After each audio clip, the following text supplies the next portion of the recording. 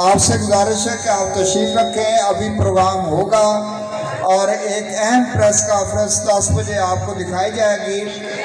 تمام اداروں کے سربراہان جو جہاں تشریف لائے ہیں، تمام تعلیمی اداروں کے طلباء طالبات جو جہاں آئے ہیں، سول سوسائٹی کے لوگ، صحافی حضرات، وکلاء حضرات، دیگر تمام طبقات سے تعلق رکھنے والے تمام احباب کو ہم خوش آمدید کہتے ہیں۔ آپ تشریف رکھیں۔ تھوڑا سا ریفریشمنٹ کا بھی اہتمام کیا گیا ہے، ابھی ہم اس کا آغاز بھی کریں گے۔ تو آپ سے یہ استدعا ہے، قریب چونکہ پمپ کی مشینیں ہیں تو تمام حضرات جو ادھر کھڑے ہیں ان سے گزارش کہ مہربانی کر کے وہاں سگریٹ وغیرہ نہ جلائیں، کیونکہ اس میں پھر سیکورٹی رسک اور پرابلم پیدا ہو جاتا ہے۔ تو نعرہ تکبیر، نعرہ تکبیر، نعرہ تکبیر۔ میرے بھائیوں، بہنوں، بیٹیوں، وہ جو شاعر نے کہا ہے نا کہ اے وطن تو نے پکارا تو لہو کھول اٹھا، تیرے بیٹے تیرے جاں باز چلے آتے ہیں۔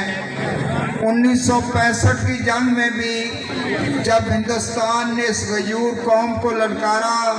تو دنیا نے دیکھا کہ ہمارے بہادر فوجیوں، شاہینوں کے ساتھ ساتھ پاکستانی قوم نے جس میں مثال ایثار کا اور قربانی کا اظہار کیا، وہ بھی دنیا کی تاریخ کا ایک حصہ ہے۔ اور 71 کی جنگ میں بھی ہمارے شہداء نے، ہماری فوج نے بے انتہا قربانیاں دیں۔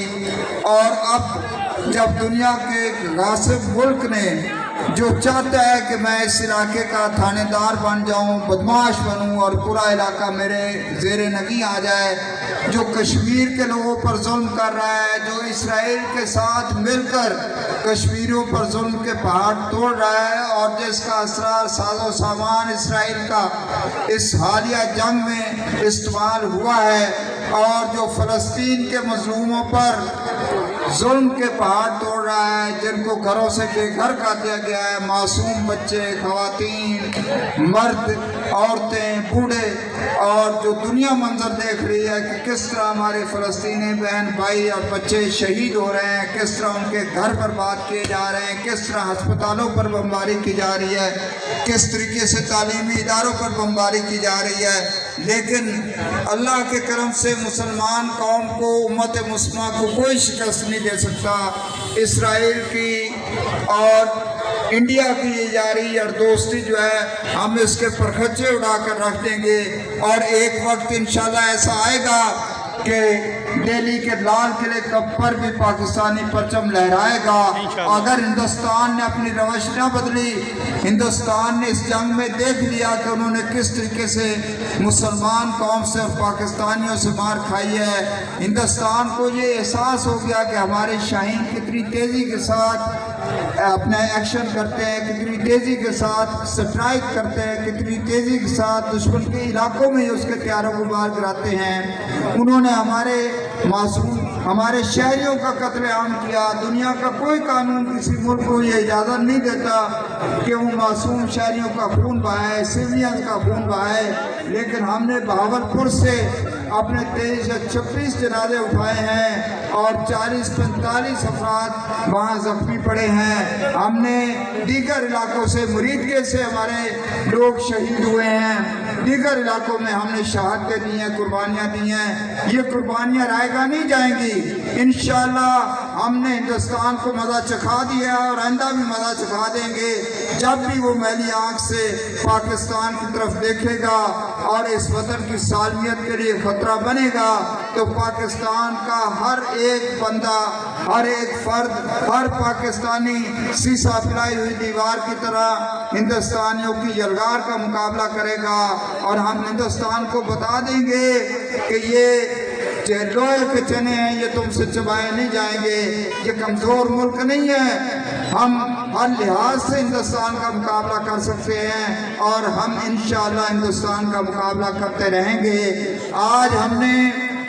اللہ کے ہاں اظہار تشکر کے طور پر اس تقریب کا اہتمام کیا ہے۔ ضلع انتظامیہ کی سرپرستی ہے، ضلع انتظامیہ کے ہدایات اور پھر سول سوسائٹی کے لوگ، گو پیٹرولیم کا تعاون اور ضلع انتظامیہ کے تعاون سے یہ تقریب منعقد کی گئی ہے، اس عزم کا اظہار کرنے کے لیے کہ ہم اللہ کے ہاں سر پر سجود ہیں کہ اللہ نے ہمیں کامیابی عطا فرمائی، اور آج ہم اس عزم کا اظہار کرنے کے لیے اکٹھے ہوئے ہیں کہ آئندہ بھی اس ملک کے دفاع کے لیے ہمیں جتنی قربانیاں دینا پڑی وہ قربانیاں ہم دیں گے، اور انشاءاللہ ہمارے شہیدوں کا خون رنگ لائے گا۔ جس طرح ہندوستان کو پہلے شکست ہوئی ہے، آئندہ بھی اگر اس نے آبی جارحیت کی یا پاکستان کے دیگر حساس مقامات کو ٹارگٹ کرنے کی کوشش کی یا پاکستان کے خلاف کسی قسم کی بھی کوئی جارحیت کی تو ہم اس کا منہ توڑ جواب دیں گے۔ ہم کشمیر کے مظلوموں کی اخلاقی سیاسی